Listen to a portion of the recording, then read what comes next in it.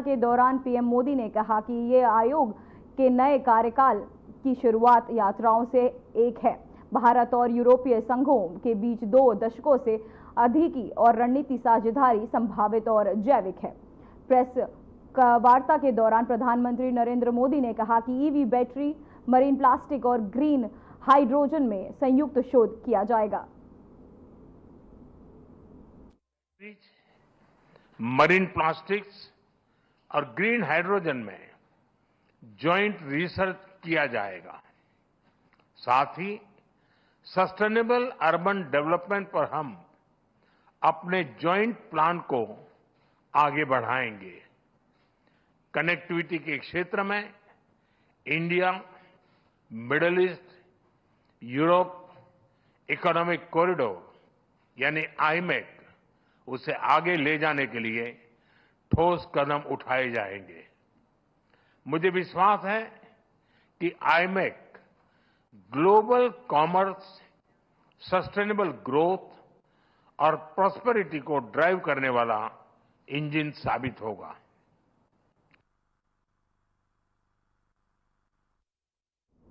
तो वहीं केंद्रीय मंत्री और बीजेपी के राष्ट्रीय अध्यक्ष जेपी नड्डा ने आज पूरी स्थिति भगवान जगन्नाथ के मंदिर में दर्शन किए। उन्होंने मंदिर में नमन करते हुए कहा, आज भगवान जगन्नाथ के दर्शन का सौभाग्य प्राप्त हुआ।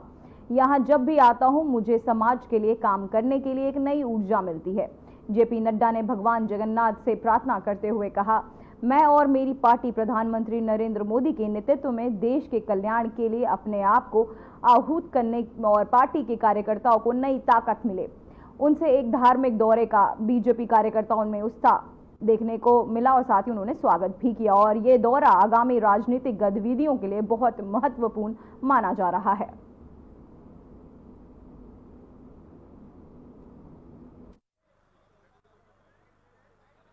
जगन्नाथ जी के दर्शन करने का सौभाग्य प्राप्त हुआ। यहाँ जब भी आता हूँ तो मुझे समाज के लिए काम करने के लिए एक नई ऊर्जा मिलती है, एक नई ताकत मिलती है, एक नया उत्साह सृजन होता है। मैं भगवान जगन्नाथ को नमन करते हुए मैंने प्रार्थना की है कि मुझे सुबुद्धि और शक्ति दे, ताकि मैं और मेरी पार्टी प्रधानमंत्री मोदी जी के नेतृत्व में देश के कल्याण के लिए, विकसित भारत के लिए, समाज मंगलमय हो, सबका साथ, सबका विकास, सबका विश्वास, सबका प्रयास, इस मंत्र को लेकर विकसित भारत को आगे बढ़ाने का काम में हम सब लोग अपने आप को आहूत करें और पार्टी के सभी कार्यकर्ता को नई ताकत मिले, ताकि समाज कल्याण में हम अपने आप को पूरी ताकत से लगाएं।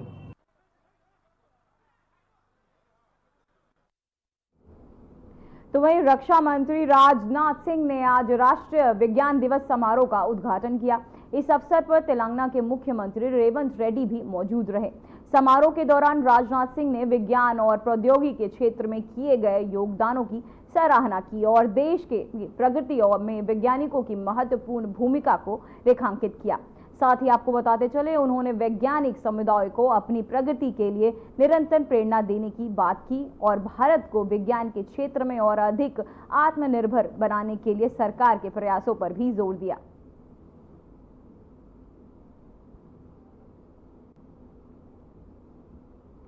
तो वहीं विज्ञान के दिवस समारोह में पहुंचे रक्षा मंत्री, साथ ही आपको बताते चले कि रेवंत रेड्डी भी समारोह में थे मौजूद।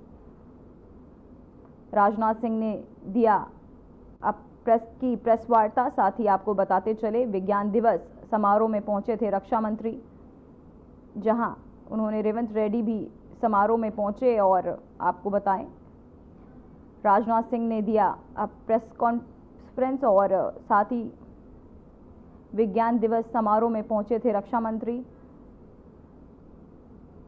रेवंत रेड्डी भी समारोह में थे मौजूद।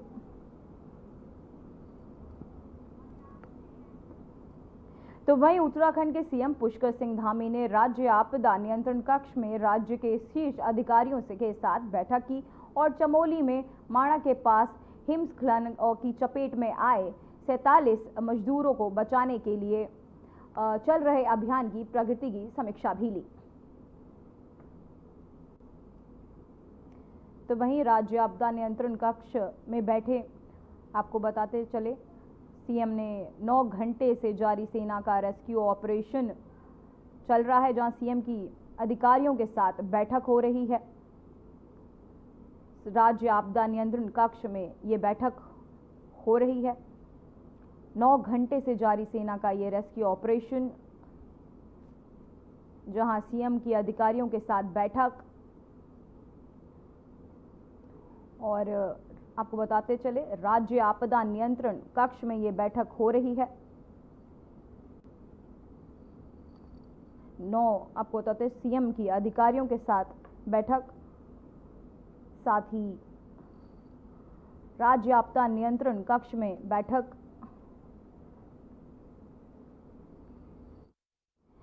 दिल्ली की नई बीजेपी सरकार और दिल्ली पुलिस के बीच सामंजस्य और तालमेल बनाने के लिए केंद्रीय गृह मंत्रालय में आज अहम बैठक हुई, जिसमें गृह मंत्री अमित शाह, दिल्ली सीएम रेखा गुप्ता और दिल्ली के गृह मंत्री आशीष सूद भी रहे मौजूद। गृह मंत्री शाह ने इस मीटिंग का नेतृत्व किया, तो वहीं दिल्ली पुलिस की तरफ से दिल्ली पुलिस कमिश्नर समेत दिल्ली पुलिस के सभी स्पेशल कमिश्नर भी मीटिंग में शामिल हुए। तो वहीं ये मीटिंग इसलिए भी खास थी क्योंकि पूर्व सीएम शीला दीक्षित के कार्यकाल के बाद इस तरह की बैठक हुई, जिसमें दिल्ली की सीएम और दिल्ली पुलिस के अधिकारी मौजूद रहे। तो वहीं आपको बताते चले, दिल्ली पर 12 साल बाद हुई ऐसी मीटिंग, जहां केंद्रीय गृह मंत्री में अहम बैठक, सीएम रेखा गुप्ता, अमित शाह हुए शामिल। तो आपको बताते चले 12 साल, दिल्ली में 12 साल बाद हुई है ये मीटिंग। केंद्रीय गृह मंत्री में अहम बैठक की केंद्रीय, आपको बताते चले सीएम रेखा गुप्ता अमित शाह के साथ हुई शामिल। दिल्ली पर 12 साल बाद हुई ऐसी मीटिंग। तो आपको बताते चले दिल्ली में 12 साल बाद ऐसी मीटिंग हुई, जहां केंद्रीय गृह मंत्रालय में अमित शाह ने ये मीटिंग ली, जहां रेखा गुप्ता भी अमित शाह के साथ हुई शामिल। साथ ही आपको बताते चले सुरक्षा व्यवस्था पर भी इस बैठक में अहम बातचीत हुई, जहां आपको बताते चले कि 12 साल बाद दिल्ली में यह अहम बैठक हुई। और आपको बताते चले कि केंद्रीय गृह मंत्रालय में यह अहम बैठक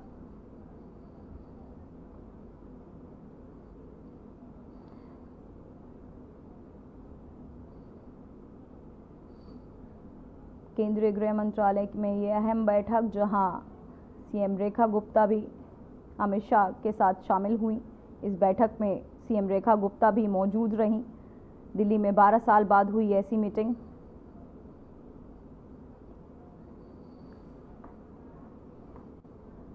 तो वहीं बिहार के मुख्यमंत्री नीतीश कुमार आज एक बार फिर चर्चा में आ गए हैं, जब उन्होंने जीतन राम मांझी के तहत आयोजित दलित समागम कार्यक्रम में केवल 15 सेकंड का संक्षिप्त भाषण दिया और कार्यक्रम से तुरंत बाहर निकल गए।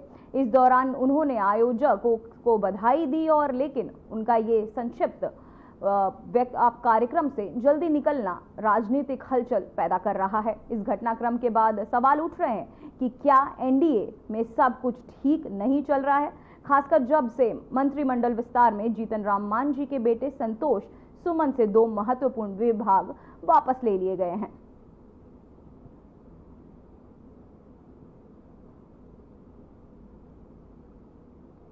तो वहीं आपको बताते चले कि क्या एनडीए में सब कुछ ठीक नहीं चल रहा है।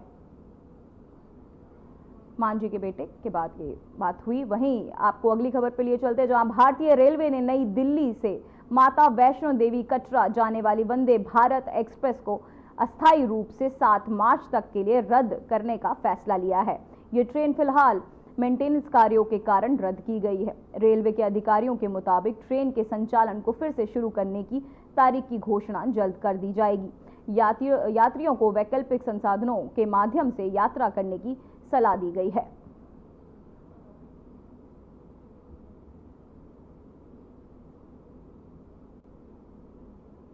तो वहीं आपको बताते चले, वंदे भारत को मेंटेनेंस के चलते रद्द कर दिया गया है। वैष्णो देवी जाने वाले लोगों के लिए ये बुरी खबर। वंदे भारत को रद्द किया गया। वंदे भारत एक्सप्रेस अस्थायी रूप से रद्द कर दी गई है। मेंटेनेंस के चलते वंदे भारत को रद्द कर दिया गया है। माता वैष्णो देवी के दर्शन को जाने वाले लोगों के लिए ये बुरी खबर। तो वहीं आपको बताते चले, भारत एक्सप्रेस अस्थायी रूप से रद्द कर दी गई है।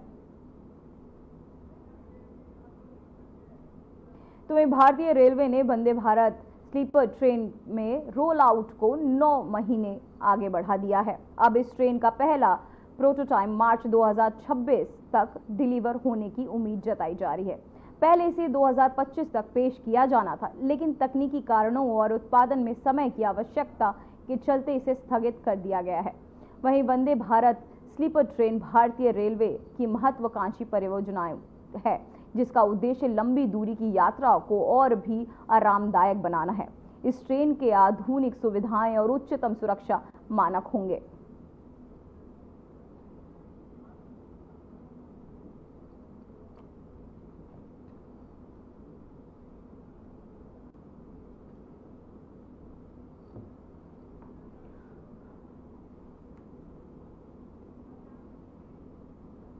तो वहीं देश की आर्थिक राजधानी मुंबई के पास अलीबाग में शुक्रवार को समुद्र में एक मछली पकड़ने वाली नाव में भीषण आग लग गई। रिपोर्ट्स के अनुसार नाव में 18 से 20 यात्री सवार होने की संभावना जताई जा रही है। हालांकि आग लगने की वास्तविक कारण अभी तक सामने नहीं आया है, लेकिन घटनास्थल पर राहत और बचाव कार्य जारी है। तो वहीं समुद्री सुरक्षा एजेंसियां स्थिति पर कड़ी निगरानी रखे हुए हैं। फिलहाल किसी के हताहत होने की कोई सूचना नहीं है, लेकिन आग के कारणों की जांच की जा रही है।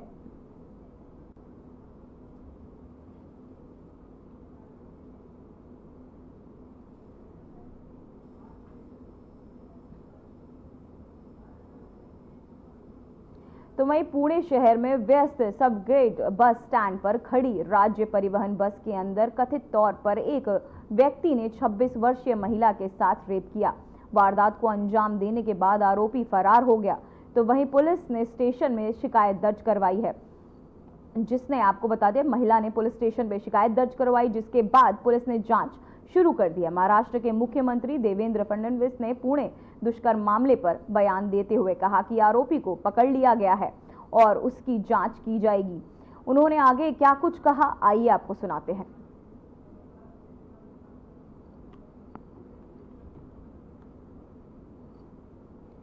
तो वहीं मुख्यमंत्री देवेंद्र फडणवीस का बड़ा बयान। पुणे दुष्कर्म मामले में पुलिस हुई सक्रिय। साथ ही आपको बताते चले कि पुणे दुष्कर्म मामले में आरोपी को गिरफ्तार कर लिया गया है। मुख्यमंत्री फडणवीस का बड़ा ये बयान सामने आया है, जहां पुणे दुष्कर्म मामले में पुलिस सक्रिय हो चुकी है। साथ ही दुष्कर्म के आरोपी को गिरफ्तार कर लिया गया है। महिला की शिकायत पर पुलिस ने पूरा मामला दर्ज किया, शिकायत दर्ज की, जिसके बाद तुरंत पुलिस ने तहकीकात करते हुए आरोपी को गिरफ्तार किया। साथ ही आपको बताते चले, वहीं मुख्यमंत्री फडणवीस का ये बड़ा बयान सामने आया है, जहां उन्होंने कहा कि आरोपी को गिरफ्तार कर लिया गया है और मामले की पूरी जांच की जा रही है। पुणे दुष्कर्म मामले में आरोपी गिरफ्तार। साथ ही पुलिस को दिए गए थे सख्त निर्देश, जिसके बाद आरोपी को गिरफ्तार कर लिया गया। साथ ही उसके साथ पूछताछ जारी है। पुणे दुष्कर्म मामले में आरोपी को गिरफ्तार करने के बाद उससे पूछताछ की जा रही है। पुलिस ने तुरंत महिला की शिकायत पर एक्शन लेने के बाद दुष्कर्म को मामले में आरोपी को गिरफ्तार किया। साथ ही पुणे दुष्कर्म मामले में आपको बता दें कि आरोपी इस वक्त गिरफ्तार हो चुका है। तो वहीं पहाड़ों पर इतनी बर्फबारी की तस्वीरें देखकर आप पूछेंगे कि ये मौसम का यू टर्न कैसे हुआ। कहीं सड़कें बाधित हैं तो कहीं स्कूल बंद है। मैदानों में जहां सूरज मध्यम चल रहा है, तो वहीं आईएमडी ने कई जगहों के लिए ऑरेंज अलर्ट जारी किया। अब भद्राव, चंबा, अनंतनाग, डोडा कि ये 4 तस्वीरें आपकी टीवी स्क्रीन पर जम्मू कश्मीर और आसपास के क्षेत्रों पर पश्चिम विक्षोभ बना हुआ है, जिसका असर पहाड़ों से लेकर मैदानी इलाकों तक देखने को मिल रहा है। इसके असर से उत्तर पश्चिम भारत में कई इलाकों का सूखा खत्म हो गया है, तो वहीं पहाड़ों पर जमकर बर्फबारी हो रही है और मैदानी इलाकों में भी सूरज नदारद है। कश्मीर में 2 महीने से यहाँ सूखा पड़ा हुआ था, न तो बारिश हुई और न ही बर्फबारी। हालात ऐसे थे कि नदियां एक बूंद पानी के लिए भी तरस रही थी, सूखी पड़ी थी, लेकिन कुदरत ने ऐसा चमत्कार कर दिया कि हफ्ते भर में न सिर्फ बारिश हुई बल्कि पहाड़ों पर भी जमकर बर्फबारी हो रही है। वहीं ये 4 तस्वीरें आपके टीवी स्क्रीन पर, जहां मौसम ने ली है करवट। रुद्रप्रयाग और गौरीकुंड में बर्फबारी जारी है। तो वही मनाली और सोलांग घाटी, शिमला और नारकंडा, हिमाचल के कुल्लू के साथ कश्मीर के सोनमर्ग की ये तस्वीरें हम आपको दिखा रहे हैं, जहां मौसम ने एक बार फिर से करवट ली है। राज्य के निचले इलाकों में सुबह से ही बारिश हो रही है, जबकि ऊंचाई वाले पर्वतीय क्षेत्रों में बर्फबारी जारी है। हिमाचल में बीते 48 घंटे एक दौरान भारी बारिश और बर्फबारी दर्ज हुई है, तो वहीं ज्यादातर इलाकों में 1 फुट से ज्यादा ताजा बर्फबारी दर्ज की गई है। लाहौल स्पीति और कन्नौर में 90% सड़कें बाधित हो चुकी हैं। यहां सैकड़ों लोग फंस गए हैं। कुल्लू में भी बीते 24 घंटे में जमकर बर्फबारी हो रही है। अटल टनल समेत मनाली के कई क्षेत्रों में 15 से 20 सेंटीमीटर तक बर्फबारी हो चुकी है। मौसम साफ नहीं हुआ है और इन इलाकों में बर्फबारी का दौर लगातार जारी है। ताजा हिमपात के बाद सोनमर्ग सहित कश्मीर घाटी के ऊंचे इलाके बर्फ की चादर से ढके नजर आ रहे हैं।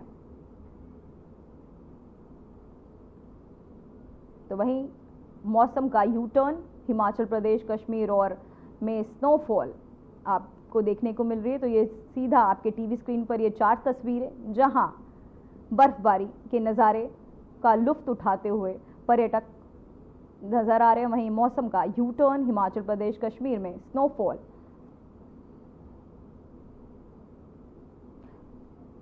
तो खराब मौसम को देखते हुए जिला विकास आयुक्त श्रीनगर डॉक्टर बिलाल मोहीउद्दीन ने बर्फ हटाने वाले बेड़े को परिचालन तैयार पता लगाने के लिए अंतिम बर्फ निकासी नियंत्रण कक्ष का दौरा किया। उपायुक्त ने ऑपरेटरों के साथ बातचीत की और फिसलन की स्थिति को रोकने के लिए अस्पताल की सड़कों, फ्लाईओवर और ढलानों की शीघ्र निकासी करने का निर्देश दिया।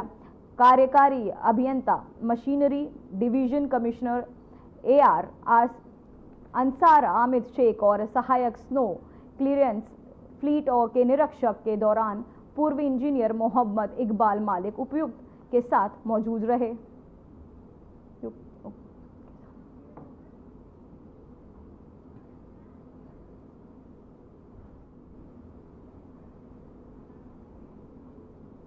तो वहीं दीनदयाल अंत्योदय योजना JK ग्रामीण आजीविका मिशन के तहत उम्मीद और स्टार्टअप विलेज उद्यमिता कार्यक्रम के मूल्यांकन अध्ययन पर एक सेमिनार और पैनल चर्चा का उद्घाटन किया गया।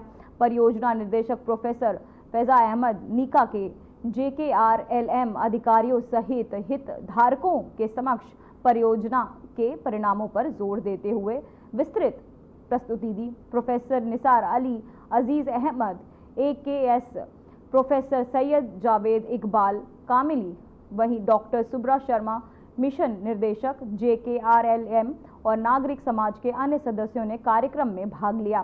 प्रोफेसर निसार अली ने गरीबी सूचकांक के बारे में बात की। इसके अलावा उन्होंने आशा व्यक्त की कि अध्ययन के निष्कर्षों में लागू होने के बाद UT में SSM में बढ़ावा देने में मदद मिलेगी। वहीं आपको बताते चले कि जबकि डॉक्टर आब्दुल हुसैन ने सेमिनार की कार्यवाही का संचालन किया है, स्टार्टअप विजन कार्यक्रम का मूल्यांकन भी किया।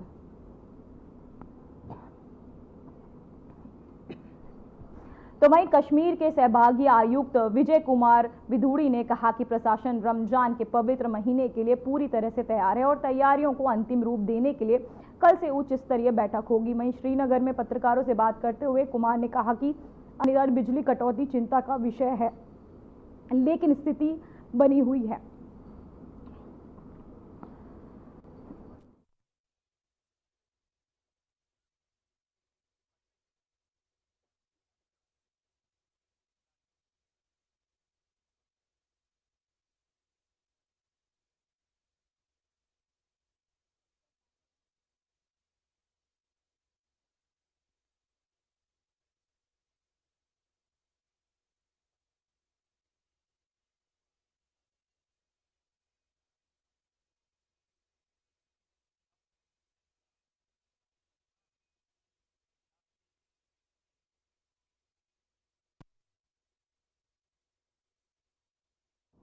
तो वहीं बाढ़ नियंत्रण विभाग क्षेत्र में जारी भारी वर्षा के कारण जम्मू तवी नदी में जल स्तर की बारीकी से नजर रखा जा रहा है।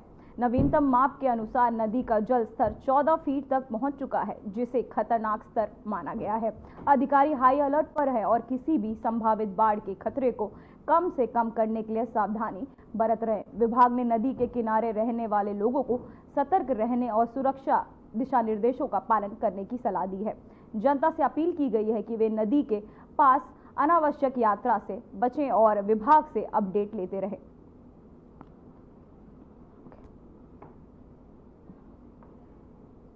फिलहाल बुलेटिन में बस इतना ही। मुझे दीजिए इजाजत। नमस्कार।